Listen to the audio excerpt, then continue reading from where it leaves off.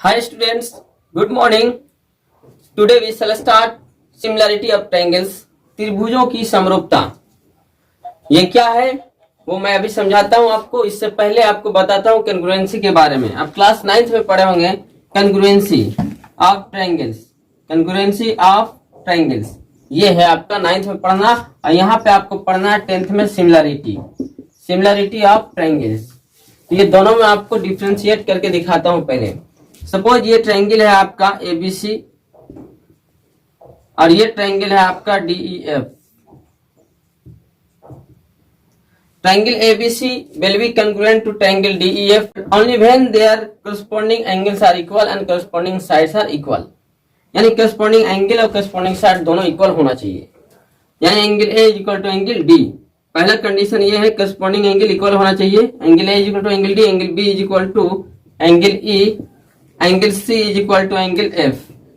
पहला कंडीशन तो ये। दूसरा कंडीशन ये है कि इनका करस्पॉन्डिंग साइड्स भी इक्वल होना चाहिए। यानी कि A B is equal to D. अगर ये 10 सेंटीमीटर तो ये भी 10 सेंटीमीटर, यानी A B is equal to D E. B C is equal to E F, B C is equal to E F, A C is equal to D, A C is equal to D F, A C is equal to D F. ये है यानी corresponding angles और corresponding sides तीनों इक्वल होगा, तब वो आपका क्या कहलाएगा, कॉन्ग्रुएंट ट्रायंगल्स। सिमिलरिटी ट्रायंगल्स में क्या है, मान के चलो ये ट्रायंगल है आपको triangle A B C, triangle A B C, और ये है आपका ट्रायंगल डीईएफ। ये दोनों ट्रायंगल सिमिलर तब कहलाएंगे जब इनका करस्पॉन्डिंग एंगल्स इक्वल हो और करस्पॉन्डिंग साइड्स प्रोपोर्शनल हो।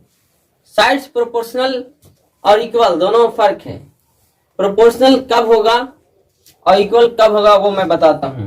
प्रोपोर्शनल कहने का मतलब ये है कि जब रेशियो सेम होना चाहिए। जैसे मान के चलते हैं ये है आपका 5 सेंटीमीटर और ये है 10 सेंटीमीटर, ये है आपका 6 सेंटीमीटर, ये है 12 सेंटीमीटर, ये है आपका 8 सेंटीमीटर, ये है 16 सेंटीमीटर। ठीक है, ये क्या रहा, यहाँ पे ध्यान देंगे कॉन्ग्रुएंट में। यहाँ पे क्या है, अगर ये 5 सेंटीमीटर ए बी तो डी भी 5, अगर बी सी 6 तो ये भी 6, अगर ए सी 7 तो ये भी 7 centimetre.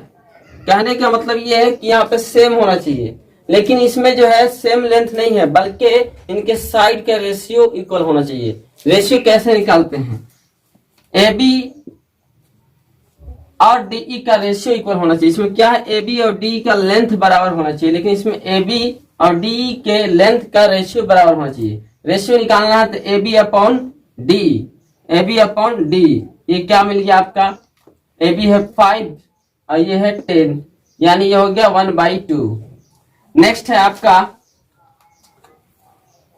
B C upon E F, B C upon E F. B C है कितना 6 और ये कितना है 12, तो ये हो गया 1/2। नेक्स्ट है आपका A C upon D F, A C upon D F. ये है आपका 8 और ये है आपका 16, यानी ये हो गया 1/2। तो यहाँ पे और यहाँ पे दोनों में फर्क आता है। कहने का मतलब ये है कि इनका साइड्स जो होता है, करस्पॉन्डिंग साइड्स की लंबाई इक्वल हो, करस्पॉन्डिंग साइड्स इक्वल होना चाहिए लेंथ में। लेकिन यहाँ पे क्या है, करस्पॉन्डिंग साइड्स का लेंथ इक्वल हो या नहीं हो उससे कोई दिक्कत नहीं है, उनके लेंथ का रेशियो जो हो वो इक्वल होना चाहिए। जैसे यहाँ भी ये 5 सेंटीमीटर है और ये 10 सेंटीमीटर है, तो इक्वल तो है नहीं लेंथ, लेकिन हाँ इनका रेशियो निकाला जाए तो इक्वल है। ये हो जाएगा 5/10 1/2। इसी तरह से यहाँ देखिए B C upon E F, B C 6 है और ई एफ कितना है 12, तो ये हो गया 1/2। A C upon D F 8/16 1/2। यानी देख सकते हैं कि ये तीनों साइड्स का जो रेशियो है, यानी आप ये कह सकते हैं ए बी अपॉन डीई जो मिला रेशियो 1/2 वो सेम आया B C upon E F, B C upon E F वो सेम आया आपका A C upon D F. A B है 1/2, A C upon D F.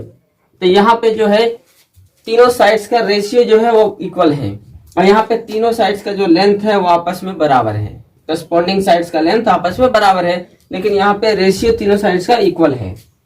तो फर्क यहीं पे आता है। Two triangles will be congruent only when their corresponding angles are equal and corresponding sides are also equal. लेकिन यहाँ पे क्या है, two triangles will be similar only when their corresponding angles are equal. इसमें angles तो equal होंगे, corresponding angles equal होंगे, यानी कि एंगल A जितना उतना ही angle D, angle A is equal to angle D, angle B is equal to angle E, angle B is equal to angle A, और angle C is equal to angle F, angle C is equal to angle F. यानी कि corresponding angles तो equal होंगे, लेकिन corresponding sides are proportional. Corresponding sides are proportional. It means the ratio of their sides are equal. Proportional कहने का मतलब उनके sides का जो रेशियो होगा वो क्या होगा, इक्वल होगा. तो फर्क यहाँ पे है, कंकरेंसी में corresponding angles इक्वल और corresponding sides भी इक्वल, लेकिन similarity corresponding angles are equal but corresponding sides are proportional. corresponding sides equal होने की जरूरत नहीं है. अगर corresponding sides इक्वल हो जाते हैं तब तो फिर ये congruent हो जाएंगे, then they will be congruent. ठीक है, तो यहां से आप ये कह सकते हैं कि जितना भी आपका congruent triangles है वो सब सिमिलर है. all congruent triangles are similar but all similar triangles are not congruent. जितना भी congruent triangles है वो सब सिमिलर होंगे, लेकिन सब सिमिलर ट्रायंगल्स कभी भी congruent नहीं होंगे. वैसा इसलिए क्योंकि अगर यहाँ पे देखते हैं ये साइड्स इक्वल है तो इसे ऐसे भी तो लिखा जा सकता है, ए बी अपॉन, अगर इधर कुछ नहीं है तो 1 होगा, 1 से गुना है तो इसको इधर ले आए तो A B upon D is equal to 1. इसको अगर लिखा जाए तो B C upon E F, B C upon E F is equal to 1. इसको लिखा जाए तो ये हो जाएगा आपका A C upon D F, A C upon D F is equal to 1. तो यहाँ देख सकते हैं इनका साइड्स का रेशियो क्या आ गया, 1 1.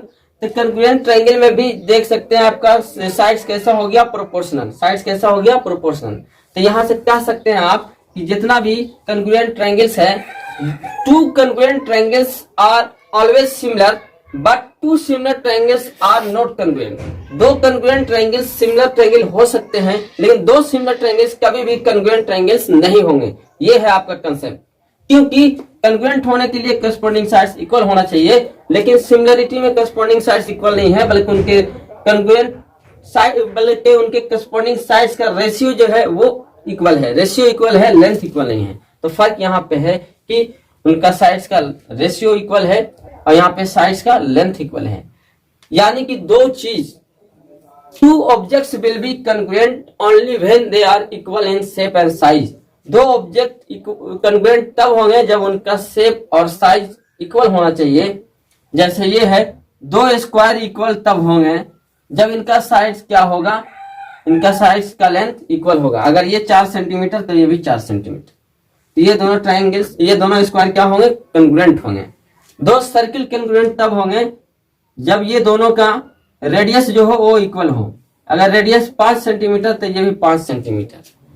यानी कि देखने में भी दोनों एक जैसा लगे और दोनों का साइज भी एक हो, तब जाकर वो कॉन्ग्रुएंट कहलाएगा. सिमिलरिटी में क्या है, देखने में तो एक जैसा लगेंगे, यानी कि शेप एक जैसा लगेगा, लेकिन साइज इक्वल नहीं होता है.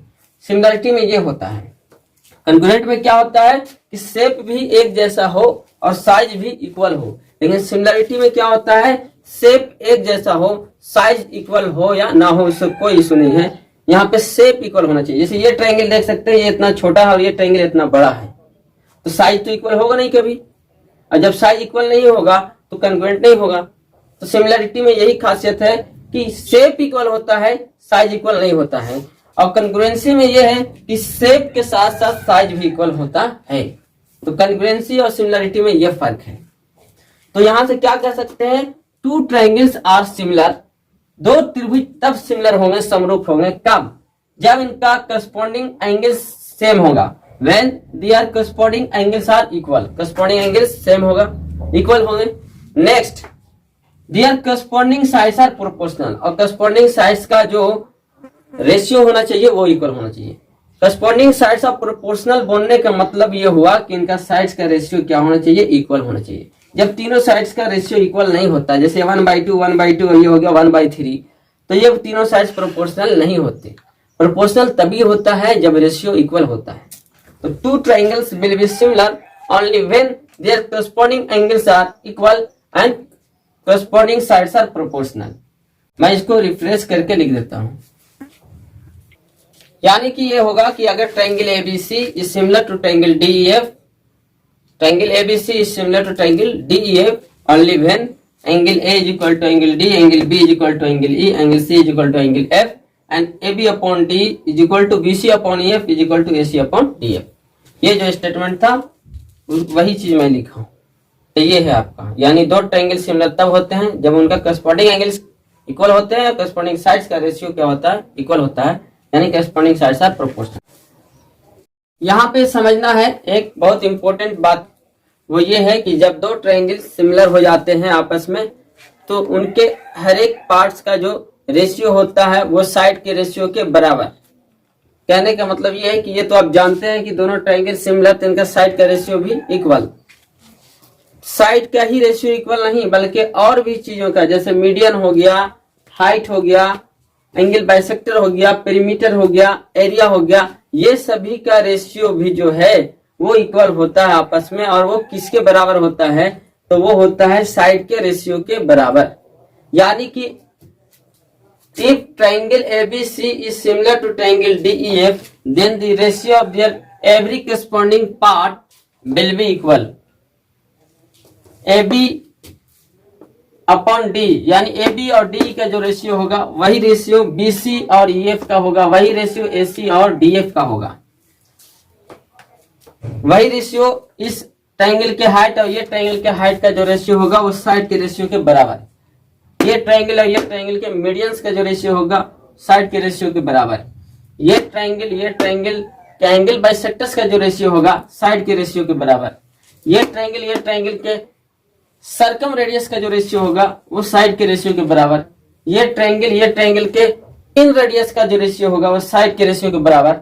यहाँ पे इस ट्रायंगल और इस ट्रायंगल के पेरीमीटर्स का जो रेशियो होगा वो साइड के रेशियो के बराबर। ये दोनों ट्रायंगल सिमिलर है तो ये ट्रायंगल का एरिया और ये ट्रायंगल के एरिया का जो रेशियो होगा इनके करस्पॉन्डिंग साइड के रेशियो के स्क्वायर के बराबर, यानी A B square upon DE square, ये होता है BC square upon E F square, AC square upon D F square, AC square upon D F square.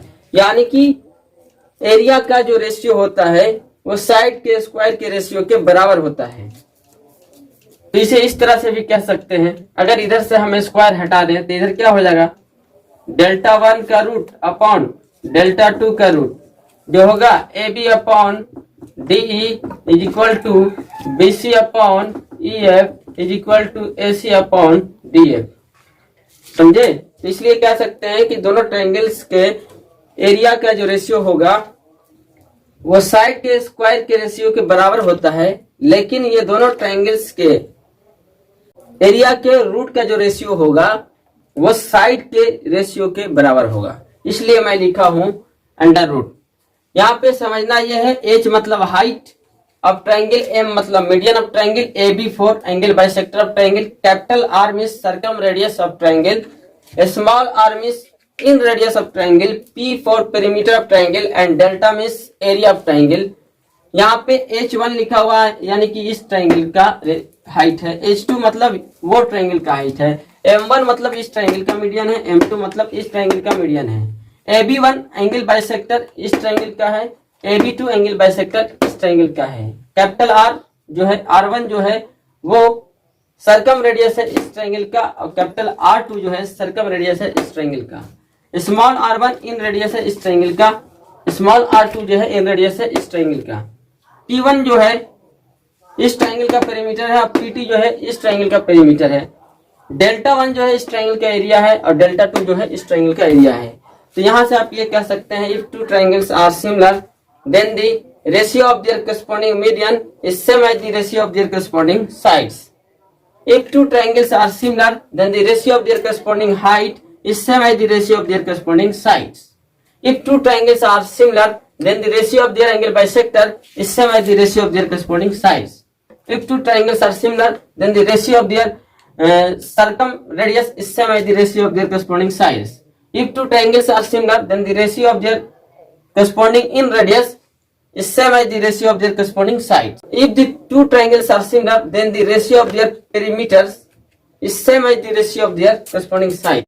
If two triangles are similar, then the ratio of the root of their areas is equal to the ratio of their corresponding sides.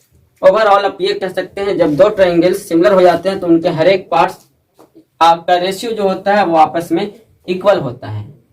तो ये था आपका similarity of triangles का concept, कैसे क्या होता है। ठीक है, यानी हर एक अगर यहाँ पे ये कह दे कि ये दोनों ट्रायंगल है, सपोज दैट ये आपका 6 सेंटीमीटर और ये है 8 सेंटीमीटर, इतना सवाल दे रखा है आपको, बोल देगा कि बताइए जी इनके मीडियन का रेशियो क्या होगा, इनके मीडियन का रेशियो क्या होगा अगर ये दोनों सिमिलर हैं। तो आप जानते हैं जब दो ट्रायंगल सिमिलर हो जाते हैं तो इनका मीडियन का रेशियो जो होता है साइड के रेशियो के बराबर, यानी कि मीडियन का रेशियो पूछा, मान के चलते हैं इसका मीडियन m1 है और इसका मीडियन m2 है, तो ये दोनों ट्रायंगल्स के मीडियन का रेशियो पूछा है। तो क्या मैं बताया अभी, जब दो ट्रायंगल सिमिलर हो जाते हैं तो उनका मीडियन का रेशियो जो होता है साइड के रेशियो के बराबर, मीडियन का रेशियो जो है साइड के रेशियो के बराबर। तो साइड का रेशियो क्या हो जाएगा, A B upon D, side के रेशियो के बराबर, यानी आप कह सकते हैं 6/8 यानी कि 3/4, ये हो गया मीडियन का रेशियो। इसी तरह से और मैं समझाता हूं, यानी कि ये कह दे कि ये दोनों ट्रायंगल सिमिलर है तो ये दोनों ट्रायंगल्स के पेरीमीटर का रेशियो बताओ।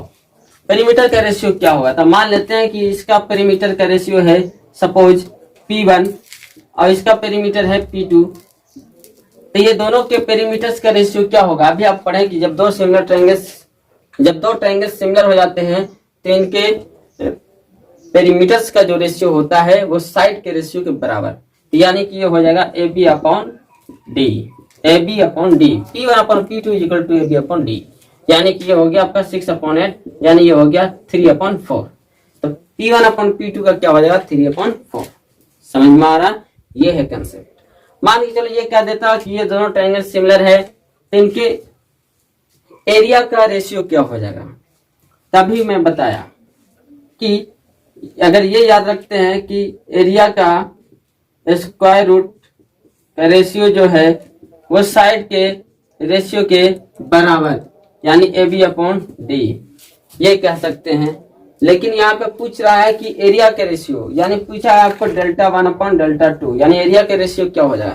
तो एरिया के रेशियो लेना है, ये एरिया के स्क्वायर रूट का रेशियो दिया हुआ है, रूट का रेशियो दिया हुआ है। अगर एरिया का सिर्फ रेशियो लेना है तो इधर से स्क्वायर रूट हटाना होगा, तो ये क्या हो जाएगा Δ1/Δ2 = अगर इधर से रूट हटता है तो इधर क्या आपका चढ़ेगा, स्क्वायर चढ़ेगा, AB²/DE², यानी कि एरिया का रेशियो हो गया साइड के स्क्वायर के रेशियो के बराबर, यानी AB²/DE²। AB है कितना 6, तो ये हो गया 6² और D है कितना 8, तो DE² कितना हो जाएगा 8², इट विल बी 36/64, 6 6 जा 36 एंड 8 8 जा 64, यानी कि इसका रेशियो हो जाएगा 9/16। 4 से कट हो जाएगा, 4 9 जा 36 एंड 4 16 जा 64। तो ये हो गया दोनों ट्रायंगल के एरिया का रेशियो। तो देख रहे हैं कैसे बन रहा है सिमिलर ट्रायंगल पे। इसमें और ये टैग कर देता, if triangle ABC is similar to triangle DEF, AB = 6 cm, DE = 8 cm and area of triangle DEF is equal to 100 meter square. Find the area of triangle ABC. Triangle ABC का area क्या होगा, ये कह रहा है। Triangle ABC का area क्या होगा जब ट्रायंगल DEF का एरिया 100 मीटर स्क्वायर दिया हो। तो कैसे निकालेंगे, बहुत आसान है।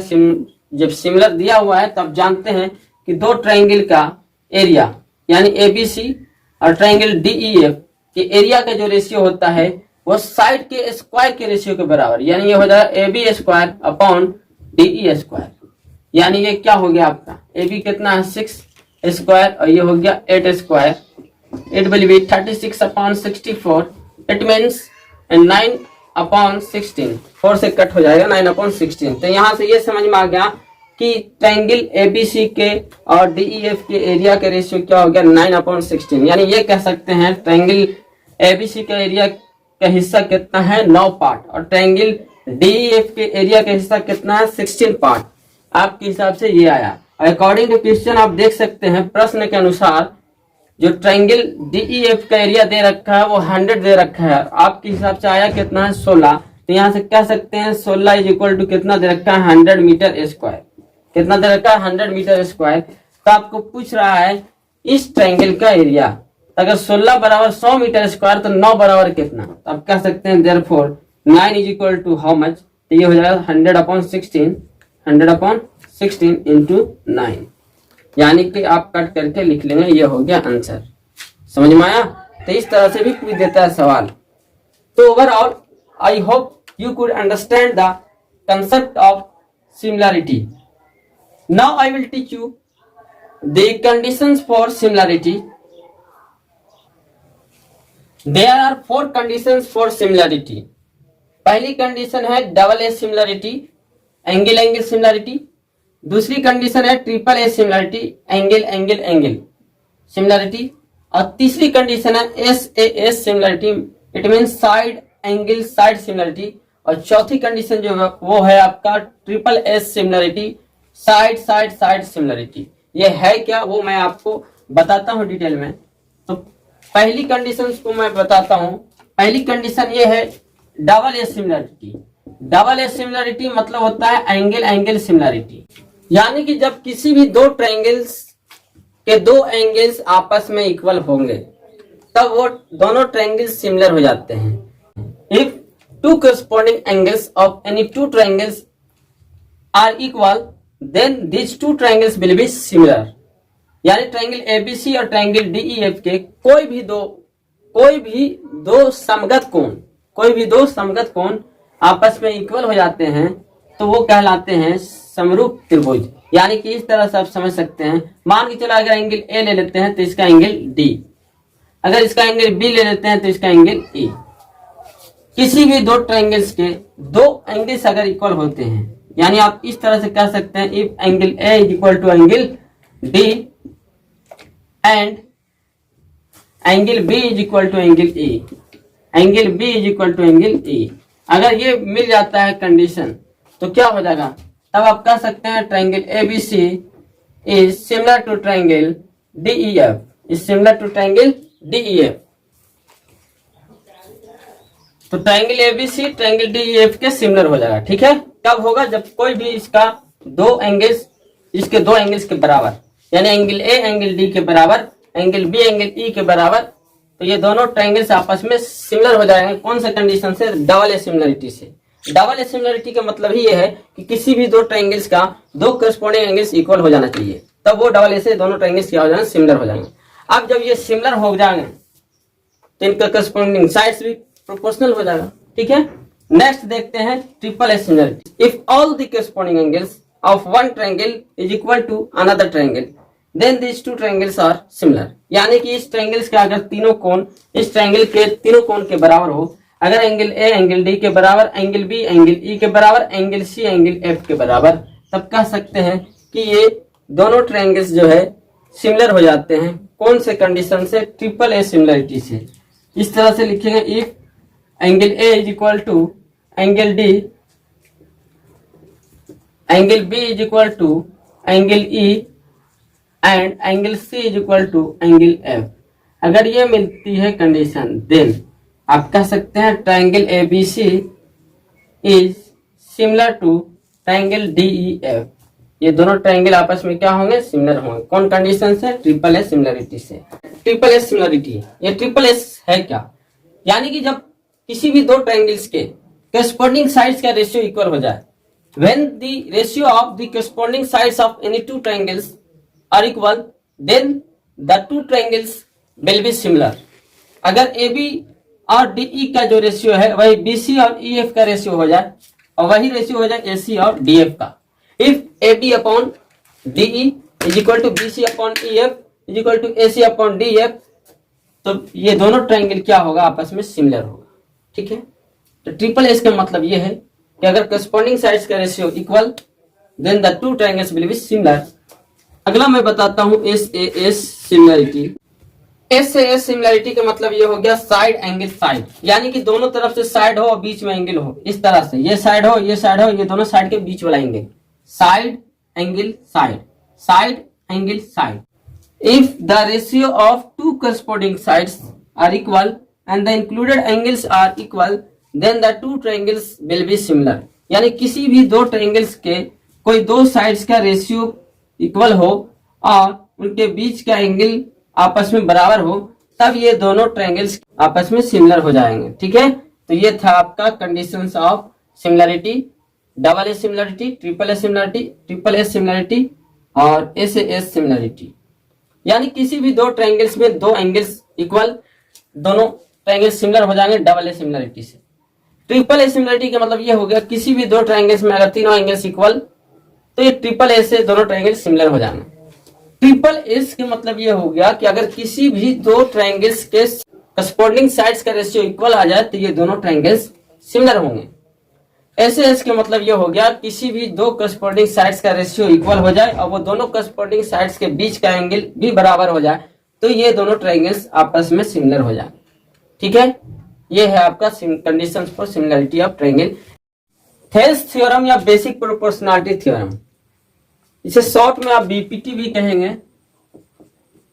BPT, basic proportionality theorem. This theorem was given by Thales, so it is also known as Thales theorem. ये थेल्स थ्योरम है क्या, इसके बारे में जानते हैं. जब किसी भी ट्रायंगल के एक साइड के पैरेलल कोई लाइन खींचा जाता है, if a line is drawn parallel to one side of a triangle intersecting the other two sides in two distinct points, then this line divides these two sides in the same ratio. कहने का मतलब यह है कि जब यहां से अगर कोई लाइन इस साइड के पैरेलल खींचा जाता है, ए बी को डी पे काटता है और ए सी को ई पे काटता है, तो ये डी क्या करेगा, डी जो डिवाइड करेगा A D upon D B, और ए सी को जो डिवाइड करेगा ए अपॉन ई सी में, ये दोनों का रेशियो जो होगा वो सेम होगा. तो ये है आपका थेल्स थ्योरम. इस तरह से बोलेंगे, if a line is drawn parallel to one side of a triangle intersecting the other two sides in two distinct points, then this line divides these two sides in the same ratio. I'm going to prove it. इसको मैं prove करता हूं. सबसे पहली बात कि आपको proof ये करना है, पहले तो लिखा जाता है कि गिवन जो दिया हुआ है वो लिखा जाता है. तो क्या दिया हुआ है, let ABC is a triangle in which DE is parallel to BC, D intersect AB at D and AC at E. दिया हुआ यही है कि ABC एक ट्रायंगल है जिसमें DE जो है BC के समांतर है, DE जो है AB को D पे काट रहा है, AC को E पे काट रहा है. यही दिया हुआ है, इससे ज्यादा कुछ नहीं दिया हुआ है. तो मैं लिख दे रहा हूं, जो दिया हुआ वो मैं लिख दिया. प्रूफ क्या करना है, to prove AD upon DB is equal to AE upon EC, ये आपको प्रूव करना है.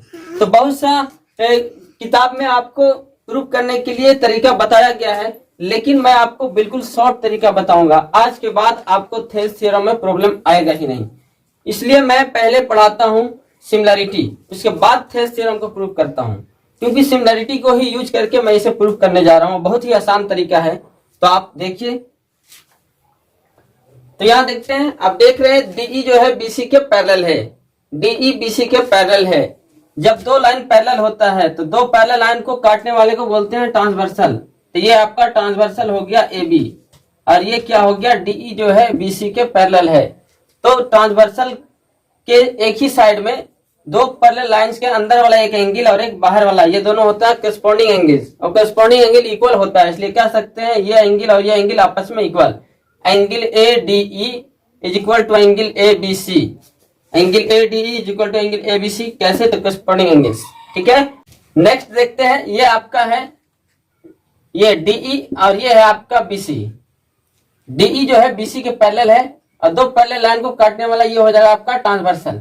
तो कह सकते हैं कि पैरेलल लाइंस के अंदर वाला एंगल और एक बाहर वाला एंगल, ये दोनों कैसा, करस्पॉन्डिंग एंगल्स, और करस्पॉन्डिंग एंगल इक्वल, इसलिए क्या सकते हैं angle AED is equal to angle ACB, angle AED is equal to angle ACB. कैसे, तो करस्पॉन्डिंग एंगल्स है.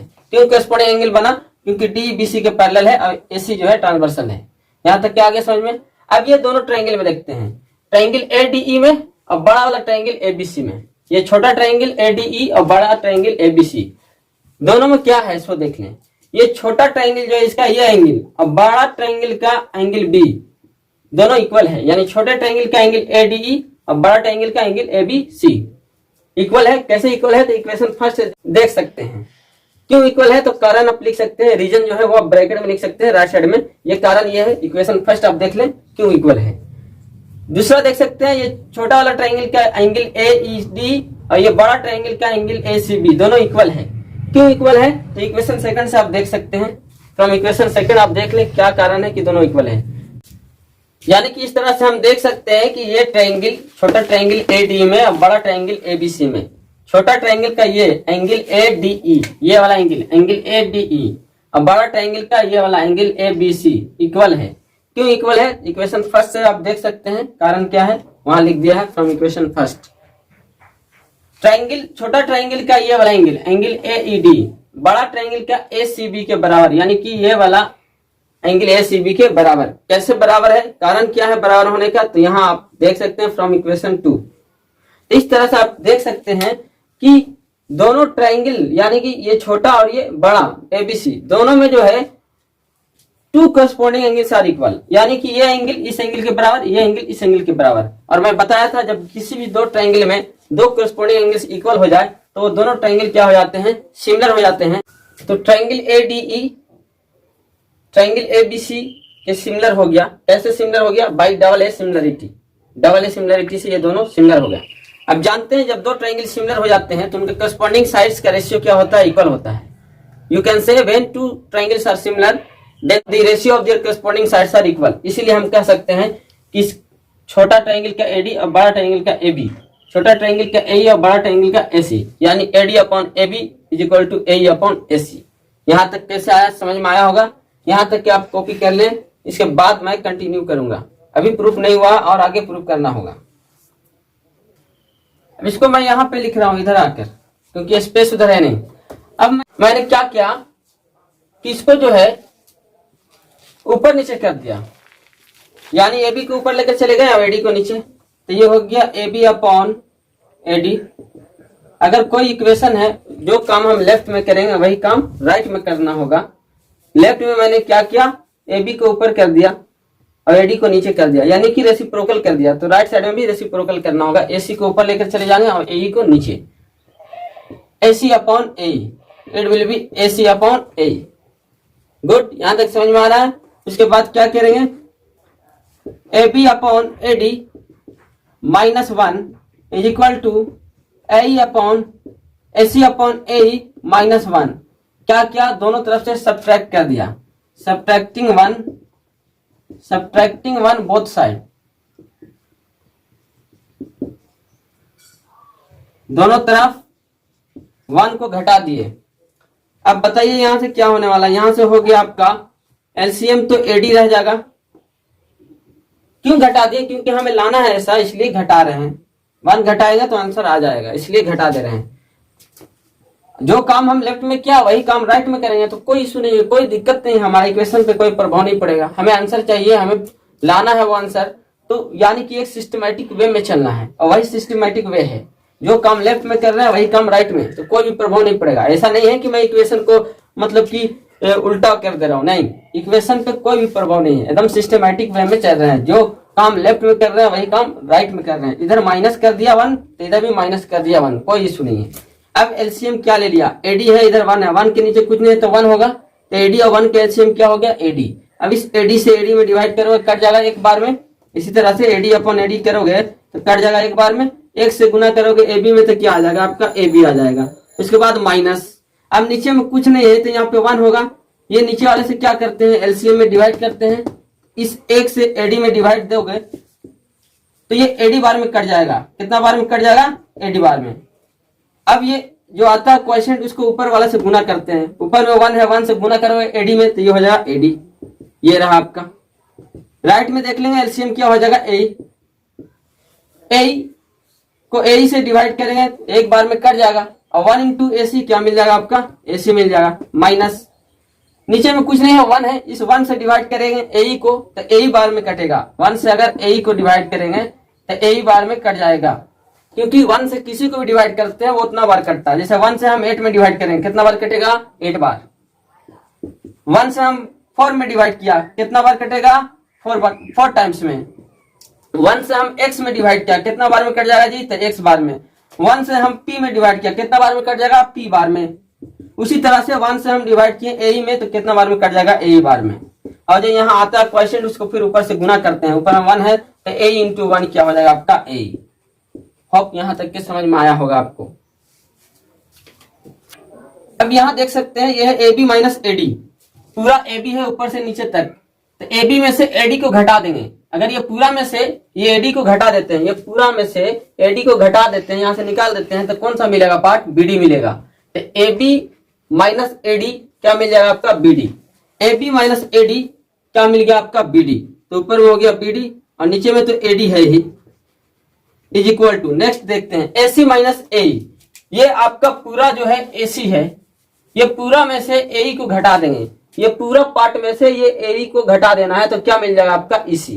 तो ऊपर में मिलेगा आपका ec अपॉन a, ये रहा आपका। जैसे ऐसे भी लिख सकते हैं आप, ad upon bd is equal to ae upon ec, ad upon bd is equal to ae upon ec।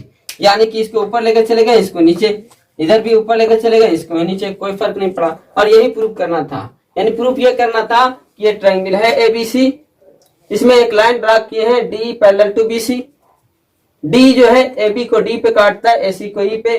तो प्रूफ ये करना था कि AD अपॉन DB का जो रेशियो है वो AE अपॉन EC का रेशियो होगा, यानी AD upon DB is same as AE upon EC। ये रहा आपका। BD बोलो या DB बोलो, बात एक है। ओके, AD अपॉन DB बोलो, ये DB या BD बोथ सेम, DB बोलो या फिर BD बोलो, बात एक ही है। ये आपको प्रूफ करना था, प्रूफ हो चुका है। देख लिया कैसे प्रूफ किया, ये हो गया प्रूफ। तो ये बहुत आसान तरीका है।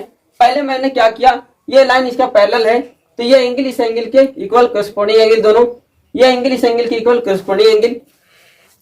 अब क्या किया, ये ट्रायंगल ले लिया, अब बड़ा ट्रायंगल ले लिया, ये छोटा का ट्रायंगल, ये छोटा ट्रायंगल का एंगल ये और बड़ा ट्रायंगल का एंगल ये दोनों इक्वल है। कैसे इक्वल है? इक्वेशन फर्स्ट से देख सकते हैं। ये और ये इक्वल है, कैसे इक्वल है? इक्वेशन 2 से देख सकते हैं।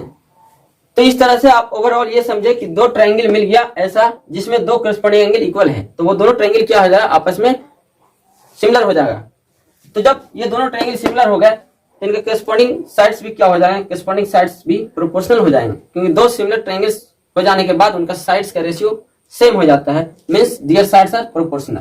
तो यहां से क्या हो गया? AD upon AB is equal to AE upon AC, ये मिल गया आपको। इसको इधर नीचे में जगह नहीं है, इधर में लाया और क्या बोला, इसको ऊपर लेकर चलेगा, इसको नीचे, यानी AB upon AD is equal to AC upon AE कर दिया। दोनों तरफ 1 माइनस कर दिया, सब्ट्रैक्टिंग 1 बोथ साइड, दोनों तरफ 1 माइनस कर दिया।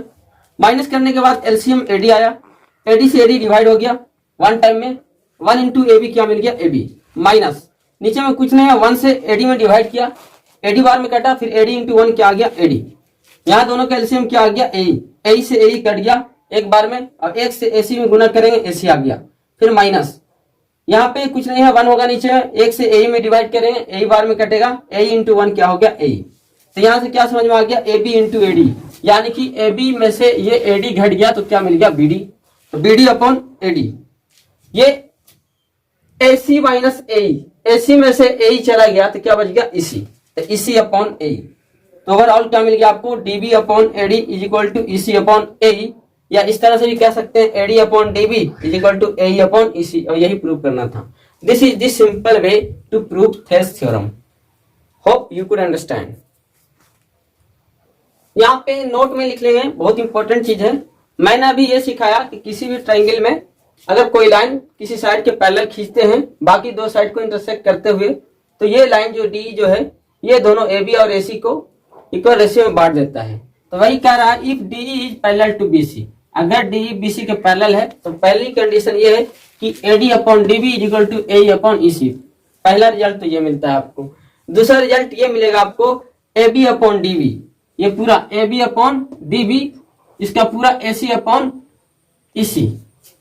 थर्ड रिजल्ट ये मिलेगा AD upon AB is equal to AE upon AC। इधर से इसका और इधर पूरा, इधर से इसका, इधर से पूरा। तो ये आप याद रखेंगे, ये तीनों बहुत ही इंपॉर्टेंट पॉइंट है।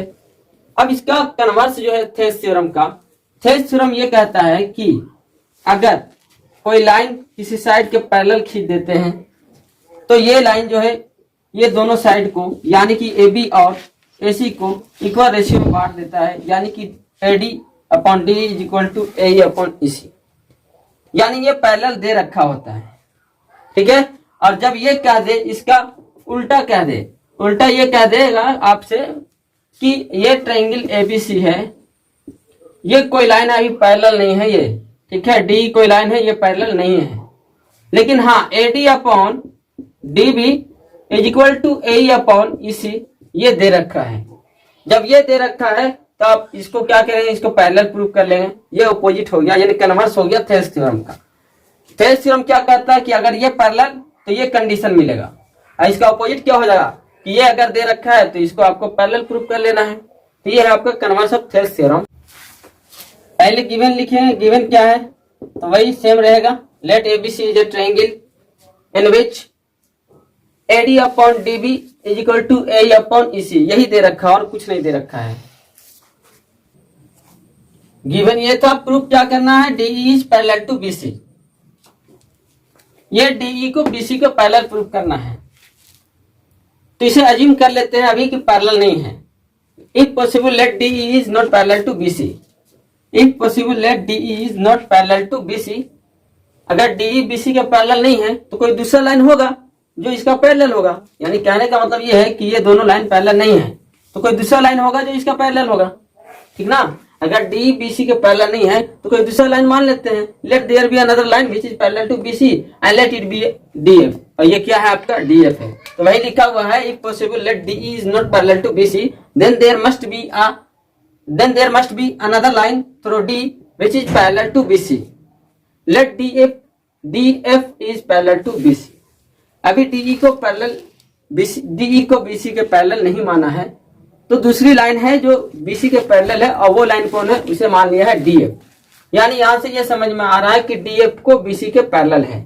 अभी मैं बताया था थेस थ्योरम कि जब कोई भी ट्रायंगल में जब एक लाइन किसी लाइन के पैरेलल होता है, ये DF is parallel to BC, DF BC के पैरेलल है, तो यहाँ से आप क्या कह सकते हैं कि AD upon DB is equal to AF upon FC। Thales theorem यही कहता है, कोई लाइन अगर पैरेलल हो गया तो ये और ये का रेशियो क्या होना चाहिए, सेम। तो भाई थेस थ्योरम को क्या मिल गया, AD upon DB is equal to AF upon FC। कैसे, तो DF जो है BC के पैरेलल है, इसलिए ये इक्वेशन फर्स्ट है। और दिया हुआ क्या है आपका, दिया हुआ है AD upon DB is equal to AE upon EC, ये दिया हुआ है। तो ये इक्वेशन 2 है। कैसे ये है, तो ये दिया हुआ है। फ्रॉम इक्वेशन फर्स्ट और सेकंड, दोनों इक्वेशन से आपको क्या मिल गया, दोनों इक्वेशन का लेफ्ट साइड देख सकते हैं इक्वल है।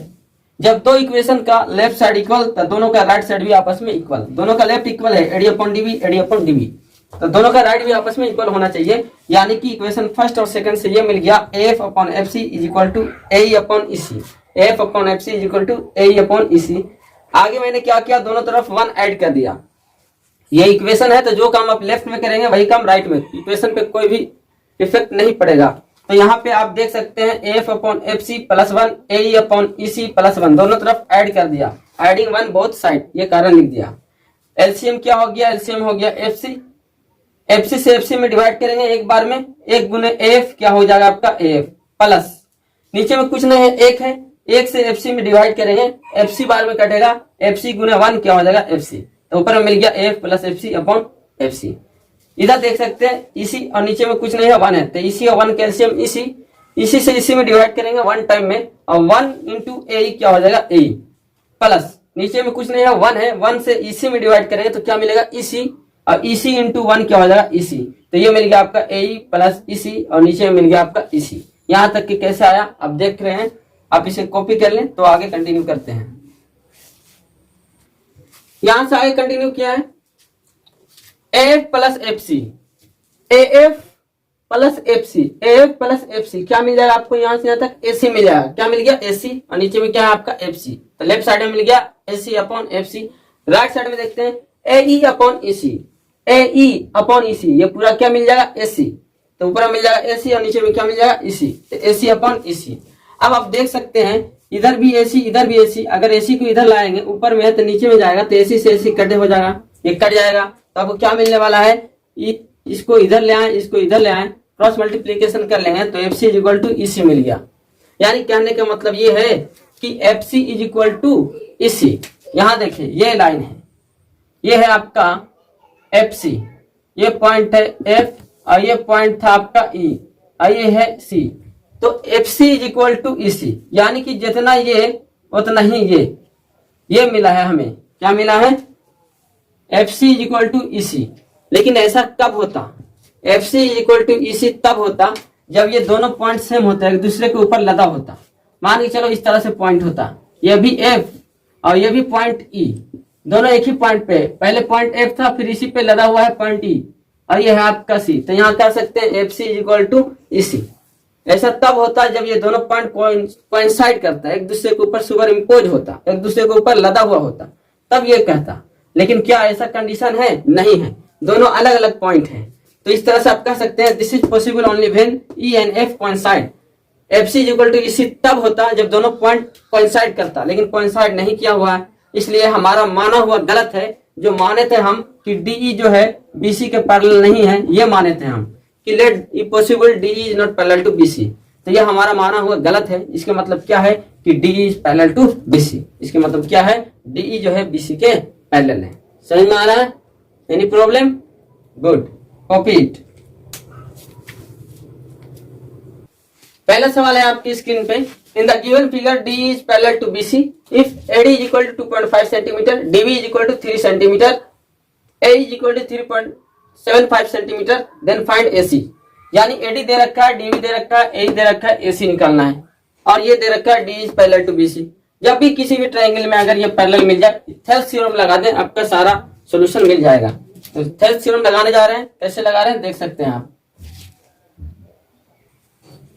यानी कि बहुत ही आसान था, इसमें थेल्स थ्योरम लगा दिए, DE is parallel to BC, D parallel है BC का, तो थेल्स थ्योरम आराम से लगा सकते हैं। थेल्स थ्योरम क्या कहता है, AD upon DB is equal to AE upon EC।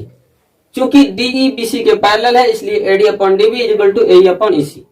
AD दे रखा है 2.5 सेंटीमीटर और DB दे रखा है 3 सेंटीमीटर, AE दे रखा है आपको 3.75 सेंटीमीटर, EC नहीं दे रखा है, EC नहीं दिया हुआ था, AE दिया हुआ था, आपको पूछ रहा था AC, पूरा AC पूछ रहा था, ये दिया हुआ था। तो अगर ये पता चल जाता तो ये दोनों को जोड़ देंगे तो AC निकल जाएगा। वही क्या है, थेल्स थ्योरम लगाने की वजह से EC मिल जा रहा है हमको। जब EC मिल जा रहा है तो AC पूछ रहा है, तो AC क्या हो जाएगा, AE प्लस EC। तो इसे अगर आप सॉल्व कर लेते हैं तो EC इधर ले आते हैं, तो EC इज इक्वल टू क्या मिल गया, 3.75 इंटू 3 अपॉन 2.5। यहाँ से आप देखेंगे तो EC मिलेगा आपका 9/2, यानी EC is equal to 4.5 centimetre. जब EC मिल गया, पूछ रहा था AC बराबर क्या है, AE प्लस EC। AE है आपका 3.75 और EC है आपका 4.5। दोनों को अगर जोड़ दिया जाए, EC आया है आपका कितना, 4.5, तो अगर ये दोनों को जोड़ देते हैं तो कितना आ जाता है, 8.25। तो इस तरह से AC पूछ रहा था आपको और AC का आंसर क्या आ गया आपका, 8.25। तो इसका सोल्यूशन ये रहा। नेक्स्ट है आपका, in the given figure DE is parallel to BC if AD is equal to 6 centimetre, DB is equal to 12x minus 6 centimetre, AE is equal to 2x centimetre and C is equal to 16 minus 2x centimetre. ये दे रखा है, पूछा है x का value. यानी कि पहला तो कंडीशन ये है, DE BC के पैरेलल है, ये AD है 6 सेंटीमीटर, DB है 12x minus 6 centimetre, AE 2x centimetre और EC है 16 माइनस 2x सेंटीमीटर। x का वैल्यू पूछ रहा है। तो जब भी DE BC के पैरेलल है तो आप थेल्स थ्योरम लगा सकते हैं। थेल्स थ्योरम आसानी से लगा सकते हैं, AD upon DB is equal to AE upon EC। ये थेल्स थ्योरम लगा देंगे, उससे निकल जाएगा। लेकिन वैसे करेंगे तो आपका क्वाड्रेटिक बन जाएगा। जब इसे सोल्व करेंगे तो क्वाड्रेटिक इक्वेशन दे जाएगा, तो इसे सोल्व करना थोड़ा सा मुश्किल होता है। तो क्यों ना इसे और आसान बना दे। आप ऐसे भी लिख सकते हैं, मैं बताया था आपको, since DE is parallel to BC, DE जो है BC के पैरेलल है, तो आपको ये भी एक पॉइंट लिखाया था, नोट में लिखाया था कि जब DE BC के पैरेलल हो जाएगा तो 3 चीज मिलेगा आपको, AD upon DB is equal to AE upon EC और दूसरा ये लिखाया था AD upon AB is equal to AE upon AC। तीसरा ये लिखाया था DB upon AB is equal to EC upon AC, ये लिखाया था। तो ये कंडीशन यूज करते हैं, DE BC के पैरेलल है ही, तो AD upon AB is equal to AE upon EC कर लेते हैं। AD upon AB is equal to AE upon EC कर लेते हैं।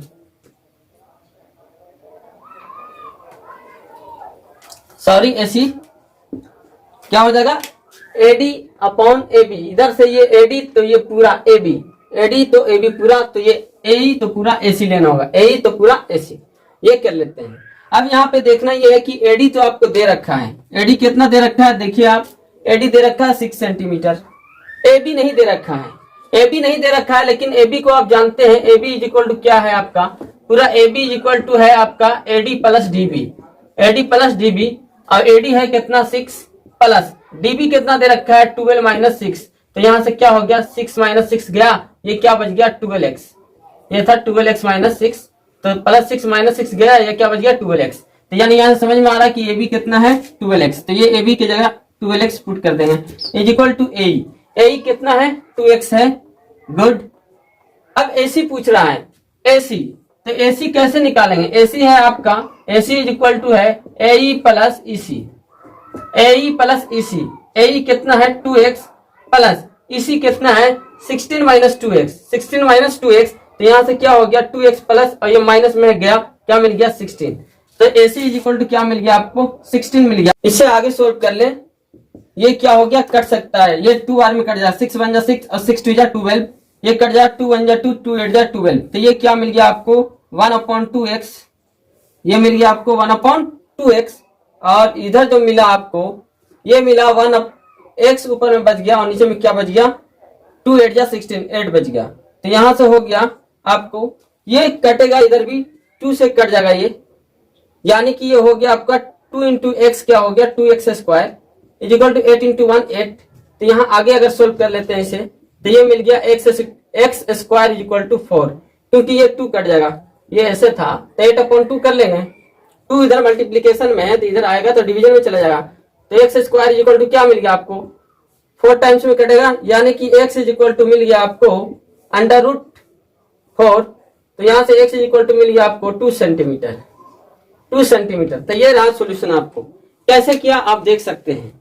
ये ट्रायंगल एबीसी था, डीईबीसी के पैरेलल था, एडी दे रखा था, डीबी दे रखा था, एई दे रखा था, ईसी दे रखा था, आपको पूछ रहा था एक्स का वैल्यू, तो आप डायरेक्ट अगर थेस थ्योरम लगाते AD upon DB is equal to AE upon EC, तो ये क्वाड्रेटिक बन जाता, उससे थोड़ा सा आपको टफ होता सोल्व करने में, इसलिए थोड़ा इसे आसान बना लिया। मैंने बताया था कि जब ये इसका पैरेलल रहेगा तो आपको AD upon AB is equal to AE upon AC भी मिलता है, तो वही मैं लगा दिया AD upon AB is equal to AE upon AC.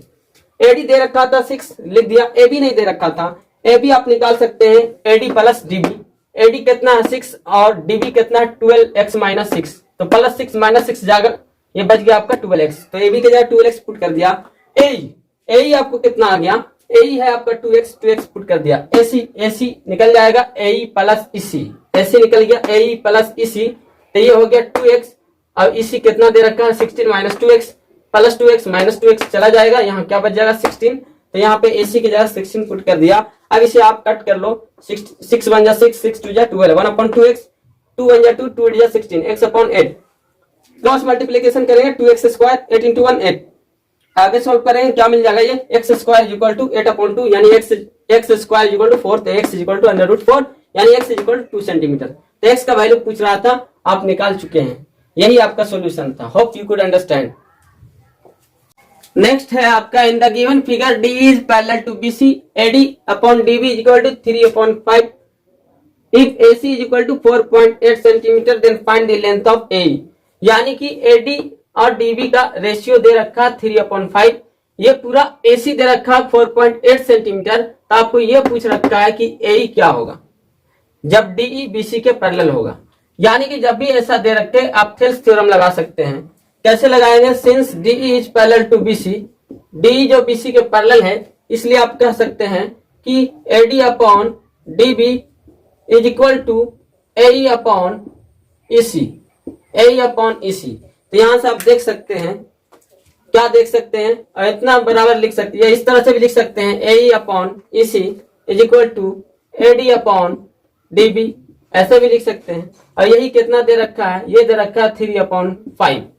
यानी यहां से हमें ये समझ में आ रहा है कि AE कितना है 3/3, AE का वैल्यू कितना है 3 यूनिट, क्योंकि जो AD का वैल्यू वही AE का वैल्यू, AD 3 यूनिट तो AE भी 3 यूनिट, जो DB का वैल्यू वही EC का वैल्यू, DB 5 यूनिट तो EC भी 5 यूनिट, क्योंकि ये इसके बराबर और ये इसके बराबर। ठीक है, तो यहां से आप लिख सकते हैं देयरफॉर AE मीन्स ये कह सकते हैं AE is equal to 3 unit. AE कितना हो गया आपका 3 यूनिट्स।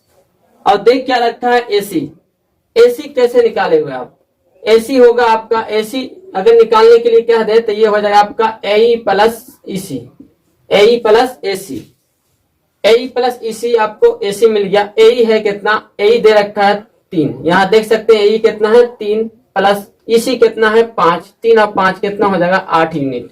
यानी कि AC का देखा जाए तो 8 यूनिट दे रखा है। यही आप अकॉर्डिंग टू क्वेश्चन कह सकते हैं, प्रश्न के अनुसार कि AC आपके हिसाब से 8 आया और सवाल में दिया हुआ कितना है 4.8 सेंटीमीटर, तो आप यही कह सकते हैं कि ये 8 जो है वो 4.8 सेंटीमीटर के बराबर है।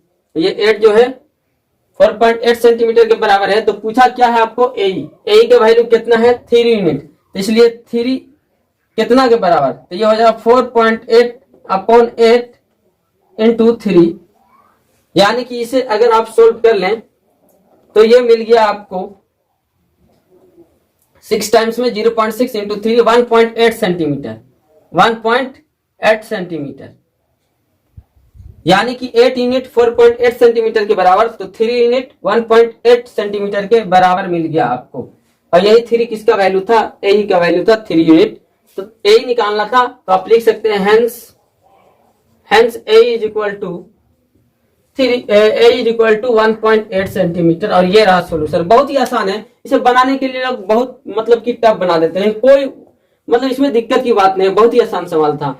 AD अपॉन DB दे रखा था, आप थेस थ्योरम से क्या जानते हैं, AD upon DB is equal to AE upon EC, या ये कह सकते हैं AE upon EC is equal to AD upon DB, और यही AD अपॉन DB दे रखा 3/5। यानी यहां से देख सकते हैं कि जो AD का वैल्यू वही E का, जो DB का वही EC का। तो AD है आपका 3 तो AE भी हो गया 3, DB है आपका 5 तो EC भी हो गया आपका 5। यानी कि देखते हैं AC दिया हुआ है तो AC आपके अनुसार क्या आ गया, AE प्लस EC। AE है कितना 3, EC है कितना 5, 3 प्लस 8, यानी 3 प्लस 5 कितना हो गया 8। तो AC का वैल्यू कितना मिल गया आपको 8 मिल गया। और यही सवाल में दिया हुआ कितना 4.8 सेंटीमीटर, तो 8 बराबर 4.8 सेंटीमीटर, तो 3 बराबर कितना 1.8 सेंटीमीटर। और यही 3 किसका वैल्यू है, AE का वैल्यू है। तो इस तरह से आप कह सकते हैं hence AE is equal to 1.8 centimetre. ये रहा आपका solution. Hope you could understand.